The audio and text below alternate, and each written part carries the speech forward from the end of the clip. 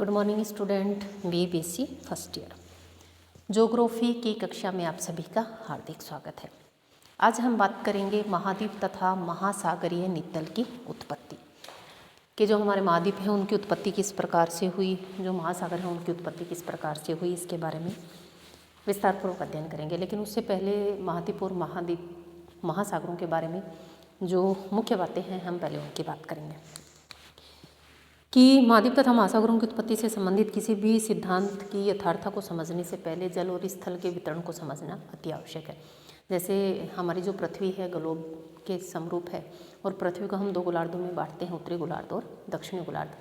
किस पर जल की अधिक प्रधानता है, किस प्रकार के महाद्वीपों की स्थिति पाई जाती है, पहले हम उसके बारे में बात करेंगे। महाद्वीप और जो महासागर हैं वो पृथ्वी के प्रथम श्रेणी की उच्चावच है।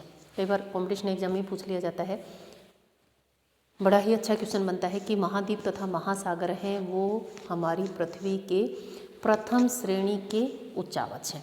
ठीक है, नेक्स्ट बात करते हैं, क्या बनाते हैं, ग्लोब। सही है, अब सभी जानते हैं एक जल और एक स्थल, दो भाग का क्या पाया जाता है, इस पूरे ग्लोब पर वितरण पाया जाता है। जल की बात करें, ग्लोब पर जो जल भाग है 70.8% भाग क्या पाया जाता है, जलीय, और 29.2% जो भाग है वो क्या पाया जाता है, स्थलीय। जो हमारी संपूर्ण पृथ्वी की बात करें उसके 70.8% भाग पर जल का विस्तार पाया जाता है, 29.2% भाग पर किसका विस्तार पाया जाता है, स्थल भाग का विस्तार पाया जाता है। तो हम कह सकते हैं क्योंकि स्थल भाग कम है और जलीय भाग उससे 3 गुना है। सही है, तो संपूर्ण पृथ्वी की अगर बात करें तो जलीय भाग अधिक है, 70% के लगभग जलीय भाग है, जबकि स्थलीय भाग की हम बात करें तो 29.2% भाग पर क्या पाए जाते हैं, स्थल पाए जाते हैं। हमने क्या कर दिया, इस गोलार्ध को दो भागों में विभाजित कर दिया, ऊपरी वाला उत्तरी गोलार्ध और ये कौन सा है, दक्षिणी गोलार्ध। सही है, उत्तरी भाग को, उत्तरी जो गोलार्ध है उसको बोलते हैं स्थल भाग, उत्तरी गोलार्ध को स्थल गोलार्ध कहते हैं। कौन सा गोलार्ध कहते हैं, स्थल गोलार्ध कहते क्यों हैं, क्योंकि ग्लोब का जो 60% भाग है उत्तरी गोलार्ध का वो क्या है, स्थलीय है। उत्तरी गोलार्ध का 60% भाग कैसा है, स्थल मंडल है, स्थलीय है, जिसके कारण उत्तरी गोलार्ध को स्थलीय गोलार्ध कहते हैं। क्लियर है। दूसरी बात करेंगे दक्षिणी गोलार्ध की, 81% भाग क्या है, जलीय। तो कौन सा गोलार्ध कहेंगे, जलीय गोलार्ध। कौन सा गोलार्ध कहेंगे हम, दक्षिणी गोलार्ध को जलीय गोलार्ध कहेंगे, क्योंकि 81% भाग पर क्या है, जल का विस्तार पाया जाता है, जिसको कारण हम दक्षिणी गोलार्ध को जलीय गोलार्ध के नाम से जानते हैं। जितने भी आपके महाद्वीप हैं वो त्रिभुज की आकृति में है। जितने भी आपके महाद्वीप महासागर हैं, लगभग एक ऑस्ट्रेलिया को छोड़ दीजिए, बाकी जितने भी हमारे महाद्वीप हैं वो किस आकृति के पाए जाते हैं, त्रिभुज आकृति के पाए जाते हैं। आधार तो है उत्तर में और शीर्ष है दक्षिण में। जितने भी हमारे महाद्वीप हैं उनके आधार तो कहाँ पाए जाते हैं, उत्तर में पाए जाते हैं, शीर्ष किधर पाए जाते हैं, दक्षिण में पाए जाते हैं। लेकिन दूसरी अगर हम किसकी बात करें, ये तो क्या है, हमारे महाद्वीप। तो इनकी जो स्थिति बनेगी वो किस प्रकार की बनेगी, शीर्ष तो है दक्षिण में, आधार है, आधार उत्तर में, शीर्ष दक्षिण में, कैसा बनेगा, इस प्रकार का बनेगा। दूसरी हमने बात करी किसकी, महासागर की। किसकी बात करी, महासागर की। जो हमारे महासागर हैं वो भी लगभग किस आकृति के हैं, त्रिभुज की आकृति के। किस आकृति के पाए जाते हैं, त्रिभुज की आकृति के पाए जाते हैं, जिनका आधार तो है दक्षिण में और शीर्ष किधर है, उत्तर में। शीर्ष मतलब सिर। सही है। महासागर पाए जाते हैं त्रिभुज की आकृति में, लगभग आधार है दक्षिण में और शीर्ष है उत्तर में। और उत्तरी ध्रुव के चारों ओर जल का विस्तार पाया जाता है तथा दक्षिणी ध्रुव के चारों ओर स्थल भाग का विस्तार पाया जाता है। उत्तरी ध्रुव के चारों तरफ आपने देखता है यहाँ क्या है, आर्कटिक सागर है, दक्षिणी ध्रुव के पास क्या है, एंटार्क्टिका है। तो उत्तरी ध्रुव के पास तो क्या पाया जाता है, जल का विस्तार पाया जाता है, जबकि दक्षिणी ध्रुव के पास क्या पाया जाता है, स्थल भाग का विस्तार पाया जाता है। एक चीज़ और कही है इन्होंने कि सामान्यतः जल और स्थल एक दूसरे के विपरीत दिशा में पाए जाते हैं। अगर यहाँ स्थल भाग है तो इसके जस्ट विपरीत क्या पाया जाता है, जलीय भाग पाया जाता है। यह हम दोनों गोलार्धों की अगर हम बात करें, एक भाग स्थल भाग है तो उसके जस्ट विपरीत क्या पाया जाएगा, स्थल भाग पाया जाएगा। एक भाग अगर जलीय भाग है तो उसके जस्ट विपरीत क्या पाया जाएगा, स्थल भाग पाया जाएगा। कि ऐसा मानना है कि जहाँ स्थल भाग है उसके विपरीत किस प्रकार का भाग पाया जाता है, स्थल भाग पाया जाता है। इन दोनों गोलार्धों की तुलना करेंगे तो सही है। इस पे 70% क्या पाया जाता है, टोटल पृथ्वी पर 70.8% जल, जबकि उत्तरी गोलार्ध अकेले की हम बात करें तो 60% भाग क्या पाया जाता है, स्थल गोलार्ध पाया जाता है। और इसमें एक चीज़ और बता देती हूँ कि जो प्रशांत महासागर है चारों ओर से नवीन वलित पर्वतों से घिरा हुआ है। आपने देखा होगा कि प्रशांत, पहले हम इसको वापस से डिफाइन करते हैं, उसके बाद प्रशांत महासागर की बात करेंगे कि जो हमारी संपूर्ण पृथ्वी है, संपूर्ण पृथ्वी पर जल कितना है, 70.8%, ठीक है। स्थल भाग कितना है, 20.2% भाग कैसा है, स्थल है। अब हम बात करें, हमने जो हमारा ग्लोब है उसको कितने भागों में विभाजित कर दिया, 2 भागों में। एक है उत्तरी गोलार्ध, दूसरा है दक्षिणी गोलार्ध। उत्तरी गोलार्ध को स्थल गोलार्ध कहते हैं, जबकि दक्षिणी गोलार्ध को जलीय गोलार्ध कहा जाता है। कारण क्या है, उत्तरी गोलार्ध की बात करें 60% जो भाग है वो स्थल भाग पाया जाता है, जमीन पाई जाती है। स्थल भाग है तो उत्तरी गोलार्ध को हम क्या कहेंगे, स्थलीय गोलार्ध। उत्तरी गोलार्ध को हम स्थलीय गोलार्ध कहेंगे।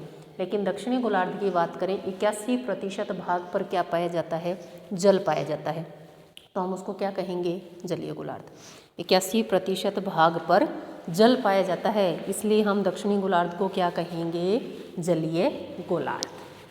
आगे बात करते हैं, 2 भागों में बांट लिया। जितने भी हमारे महाद्वीप तथा महासागर हैं लगभग त्रिभुज की आकृति में है। एक ऑस्ट्रेलिया को छोड़ दीजिए, जितने भी हमारे महाद्वीप हैं वो किस आकृति में है, त्रिभुज की आकृति में। लेकिन अगर त्रिभुज की आकृति की बात करें, उनका आधार किधर है, उत्तर की ओर है, और उनका शीर्ष किधर है, दक्षिण की ओर है। अगर हम अपने महाद्वीपों की बात करें तो उनका आधार किधर है, उत्तर की ओर है, शीर्ष किधर है, दक्षिण की ओर है। एग्जाम्पल दे देती हूँ, आपने किसकी बात करी, उत्तरी अमेरिका लगभग किस आकृति में है, त्रिभुज की आकृति में। लगभग कैसी आकृति है, त्रिभुज की आकृति। त्रिभुज की आकृति है, लेकिन त्रिभुज का आधार किधर है, उत्तर की ओर, शीर्ष किधर है, दक्षिण की ओर। दक्षिणी अमेरिका की बात करें, उत्तरी अमेरिका, दक्षिण अमेरिका। दक्षिणी अमेरिका की बात करें, शीर्ष किधर है, दक्षिण की ओर, लेकिन आधार किधर है, उत्तर की ओर। क्लियर है। दूसरा इन्होंने बताया कि जितने भी हमारे महासागर हैं लगभग किस आकृति के पाए जाते हैं, जितने भी हमारे महासागर हैं लगभग किस आकृति के पाए जाते हैं, वो भी त्रिभुज की आकृति के पाए जाते हैं। अब एक चीज़ देखिए आप, अब इस क्षेत्र में जो भी महासागर बनेगा वो किस आकार का बनेगा, किस आकार का बनेगा, त्रिभुज के आकार का बनेगा, क्योंकि ऊपर त्रिभुज है तो इधर जो त्रिभुज बनेगा वो कैसा बन जाएगा, ऐसा बन जाएगा। सही है। तो जो हमारे महासागर हैं उनका आधार तो किधर है, दक्षिण की ओर है, शीर्ष किधर है, उत्तर की ओर है। जो हमारे महासागर हैं उनका आधार दक्षिण की ओर है, जबकि उनका शीर्ष किधर है, उत्तर की ओर है। ठीक है। एक चीज़ और बताइए कि जो हमारे प्रशांत महासागर हैं उसके चारों तरफ वलित पर्वत श्रेणियां पाई जाती हैं। प्रशांत महासागर के चारों ओर नवीन वलित पर्वतों से घिरा हुआ है। देखिए क्या होता है, जब आगे हम बात करेंगे क्या हुआ था, कैसे हुआ था। नवीन वलित पर्वत, इधर है रॉकीज, इधर है एंडीज। आपने एशिया वाला ये वाला क्षेत्र देखा होगा। और तो प्रशांत महासागर के चारों ओर किस प्रकार के पर्वत बताए हैं इन्होंने, नवीन वलित पर्वत बताए हैं। देखिए क्या होता है, जब हम आगे प्लेटें पढ़ेंगे तो उसमें आता है कि आपस में प्लेटें टकराती हैं और जब अवरोध उत्पन्न हो जाता है तो यहाँ पर एक महासागरीय प्लेट होती है, एक महाद्वीपीय प्लेट होती है। जब आपस में टकराती हैं तो अवरोध उत्पन्न हो जाता है। तो जितना भी जो स्थल भाग है वह अवरोध उत्पन्न होने के कारण क्या होगा, एक पर्वत का रूप धारण कर लेता है, एक पर्वत का रूप धारण कर लेता है। तो यहाँ पर तो है रॉकीज उत्तरी अमेरिका में, दक्षिणी अमेरिका में है एंडीज। सही है, क्या है, नवीन वलित पर्वत। हिमालय की उत्पत्ति भी उसी नवीन वलित पर्वत के अकॉर्डिंग हुई है। सही है, उसी प्रकार का है। कारण क्या था, महाद्वीपीय महासागरीय प्लेटें आपस में टकराती हैं, अवरोध उत्पन्न होता है और आगे नहीं बढ़ पाती हैं, जिसके कारण क्या होता है, वलित पर्वतों का निर्माण होता है। तो उत्तरी अमेरिका के रॉकीज है, दक्षिणी अमेरिका के एंडीज है। तो इस प्रकार से जो प्रशांत महासागर है उसके चारों तरफ किस प्रकार के नवीन वलित पर्वत पाए जाते हैं। ये थी हमारी एक थोड़ी सी बेसिक जानकारी। इससे पहले अब हम बात करेंगे किसकी, हम बात करेंगे जितने भी हमारे सिद्धांत हैं उनकी बात करेंगे। एक दो प्राचीन सिद्धांत की बात करेंगे, वर्तमान समय के जो नवीनतम सिद्धांत हैं फिर हम उनकी बात करेंगे। सही है, ये था एक बेसिक जानकारी। कॉम्पिटिशन एग्जाम में भी इससे रिलेटेड पूछ लिया जाता है, इसलिए आप इसको अच्छे से ध्यान रखेंगे कि जो उत्तरी गोलार्ध है स्थल गोलार्ध क्यों कहते हैं, दक्षिणी गोलार्ध को दक्षिणी गोलार्ध क्यों कहते हैं, कारण बताएंगे आप। ठीक है, जो हमारे महाद्वीप हैं उनका आधार है उत्तर की ओर, शीर्ष है दक्षिण की ओर, जबकि महासागर है आधार है दक्षिण की ओर, शीर्ष है उत्तर की ओर। क्लियर है। प्रशांत महासागर जो है उसके चारों तरफ नवीन वलित पर्वत श्रृंखलाएं पाई जाती हैं। लो जी, अब हम किसकी बात करेंगे, महाद्वीपों से संबंधित जो सिद्धांत दिए हैं उनकी बात करेंगे।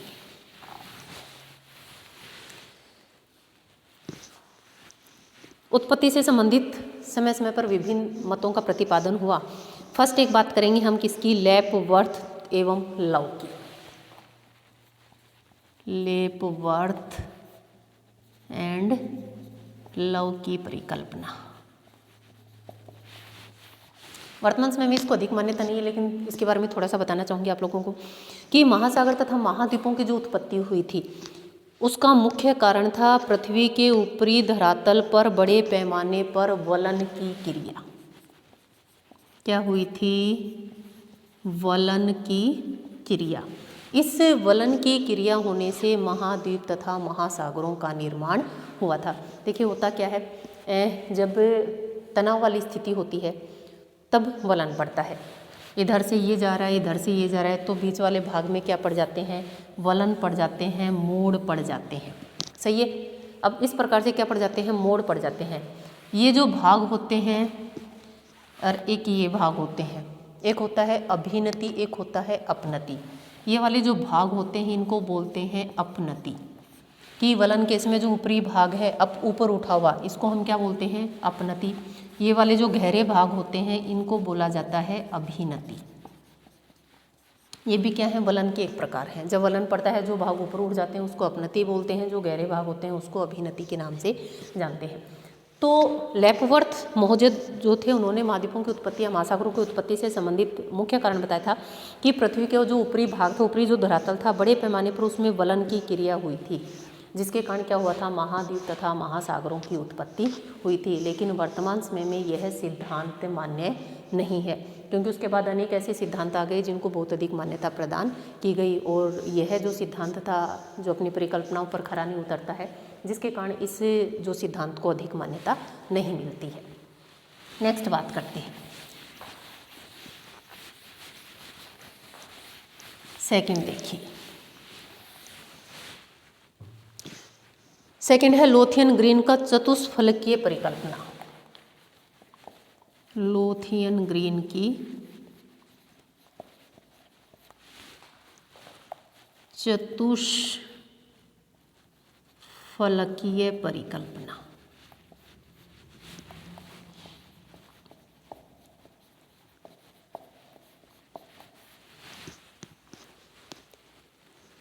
लोथियन ग्रीन की चतुष्फलकीय परिकल्पना, इन्होंने क्या किया था, फलकीय परिकल्पना।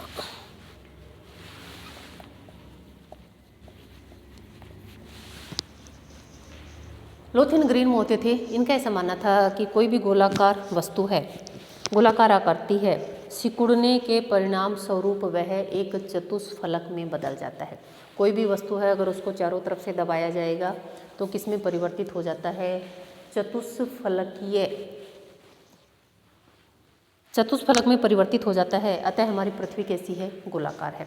पृथ्वी कैसी है? गोलाकार है। और अतः पृथ्वी की गर्म अवस्था से शीतल होने की जो अवस्था है उसके बाद वह किस में परिवर्तित हो गया? चतुष्फलक में परिवर्तित हो गया। किस में परिवर्तित हो गया? चतुष्फलक में परिवर्तित हो गया। देखिए इनका ऐसा मानना था कि पहले हमारी पृथ्वी थी किस प्रकार की थी? गर्म थी, लेकिन धीरे धीरे कैसी होती गई? शीतल होती गई। जब वह गर्म थी तो गोलावस्था में थी, लेकिन जैसे ही शीतल होती गई तो गोलाकार आकृति किस में परिवर्तित हो गई? चतुष्फलक में परिवर्तित हो गई। कि ऐसी वस्तु जिसको चारों तरफ से दबाया जाएगा तो बीच में से उसके कोने निकल जाते हैं। जैसे बलून है, गुब्बारा है, आप चारों तरफ से आप उसको दबाओगे तो उसकी जो आकृति है वो किस प्रकार की होगी? चतुष्फलक जैसी उसकी आकृति हो जाएगी। बना देती हूँ आकृति कैसी होगी उसकी, कि उसकी जो आकृति होगी वो किस प्रकार की होगी? चतुष्फलक जैसी आकृति होगी। जैसे ये क्या है? कोई भी गोलाकार वस्तु है। अब आप क्या करेंगे? ये हमने क्या किया? इसको चारों तरफ से दबाना प्रारंभ कर दिया। ये जो आकृति बनेगी ये क्या बनेगी? चतुष्फलक। 4 फलक, एक त्रिभुज इधर इधर इधर एक पीछे, तो जो आकृति बनती है किस प्रकार की है? ये जो आकृति है उसको हम बोलते हैं चतुष्फलक। तो इन्होंने लोथेन ग्रीन महोदय कैसा माना था कि संकुचन जैसे ही हुआ कि जब पृथ्वी गर्म अवस्था में थी, गर्म अवस्था से क्या हुई? पृथ्वी ठंडी अवस्था में हुई, शीतल अवस्था में हुई। पहले किस आकृति में थी? गोल आकृति में थी, लेकिन फिर किस में बदल गई? चतुष्फलक आकृति में वह बदल गई। कारण क्या था? जैसे ही पृथ्वी ठंडी हुई, पृथ्वी में क्या हुआ? संकुचन हुआ। संकुचन होने से पृथ्वी का जो आकार था वो कैसा हो गया? मतलब संकुचित हो गई। तो जो आकृति मिली हमें कैसी मिली? चतुष्फलक जैसी हमें आकृति उससे प्राप्त हुई। इन्होंने कहा कि संकुचन के कारण बाह्य तथा आंतरिक जो परत है उसके बीच में अंतर आ गया। एक बाहरी और दूसरी आंतरिक, दोनों जो परतें हैं उसके बीच में अंतर आ गया, क्योंकि भारी परत थी वह क्या हो गई? अधिक सिकुड़ गई। तो जो भारी परत और जो आंतरिक परत थी उन दोनों के मध्य क्या हो गया? अंतर आ गया। और जो बल लगा, गुरुत्वाकर्षण बल के कारण पृथ्वी की जो ऊपरी परत थी निचली परत के ऊपर बैठ गई। जैसे ही गुरुत्वाकर्षण बल लगा, पृथ्वी घूम रही है, गुरुत्वाकर्षण बल लगा तो क्या हुआ? जो ऊपरी परत है वह निचली परत के ऊपर बैठ गई, और जिसके कारण यह हुआ कि 4 सपाट सतह वाले महासागरों तथा कोणीय भागों पर महाद्वीपों का निर्माण हुआ। जहाँ सपाट समतल भाग थे वहाँ पर तो किसका? महासागरों का निर्माण हुआ। लेकिन जहाँ कोणीय भाग थे, जैसे ये वाला कोना है, कोणीय भाग थे, तो वहाँ पर जो कोणीय भाग थे वहाँ पर किसका निर्माण हुआ? महाद्वीपों का निर्माण हुआ। जो सपाट भाग थे जैसे 4 है वहाँ पर 4 महासागरों का निर्माण हुआ। जो कोने वाले भाग थे वहाँ पर किसका निर्माण हुआ? 1 2 3 4, ये जो कोने वाले भाग थे यहाँ पर किसका निर्माण हुआ? यहाँ पर महाद्वीपों का निर्माण हुआ। कोणीय भागों पर महाद्वीपों का निर्माण हुआ। कारण क्या था? कि जैसे ही पहले पृथ्वी गोल गर्म आकृति में थी, जैसे ही पृथ्वी धीरे धीरे शीतल होती गई, ऐसा मानना था कि जब पृथ्वी की उत्पत्ति हुई तो वह आग का गोला थी, लेकिन धीरे धीरे कई लाखों वर्षों के बाद क्या हो गई? धीरे धीरे ठंडी होती गई।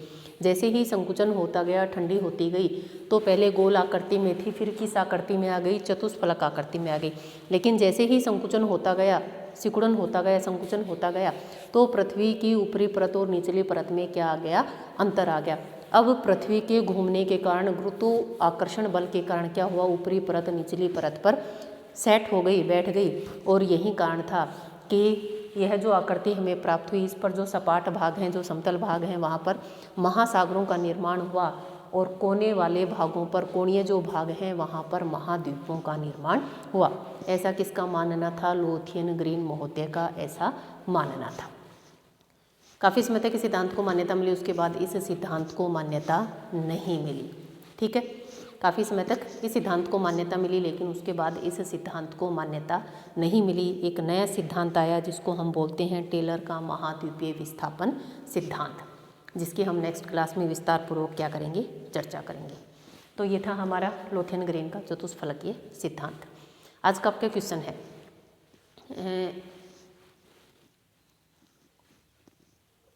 जलीय गोलार्ध